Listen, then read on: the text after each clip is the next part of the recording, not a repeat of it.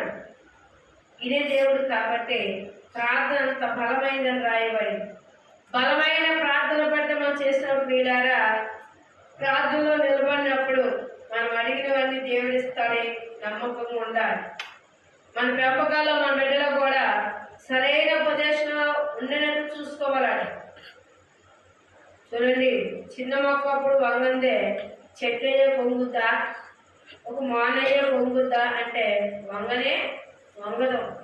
పిల్లలుగా ఉన్నప్పుడే మన చేతిలో ఉన్నప్పుడే మనం అటు అబ్జర్వ్ చేసుకోవాలంటే బిడ్డలను. అందుకే ఇక్కడ అబ్జర్వ్ చేయలేదు కాబట్టి చెల్లంటే ఏంటో తెలియలేదు. ఆ తండ్రికి బాధ ఘోష తప్పలేదు.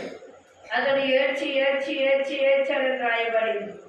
ఇద్దరు బిడ్డల్లో ఒక బిడ్డని ఏదైనా యాపిస్తో వాగ్దానం లేకపోతే తల్లి తండ్రికి బాధే, ఎవరికి దెబ్బతైనా బాధే, ఎవరికి ఏదైనా స్వాతంత్రం వచ్చినా బాధే అన్నాడు.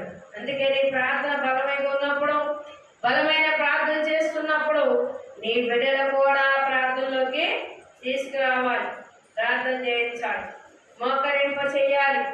వారు కూడా తెలిసినట్లు ప్రార్థనలో మీరు నడిపించాలి. అప్పుడు వారిలోని పూర్వత్వము దుర్మార్గతనము దానికి వాక్యం నేర్పించుద్ది అని రాయబడింది. దేవుని స్తోత్రములు. హల్లెలూయా.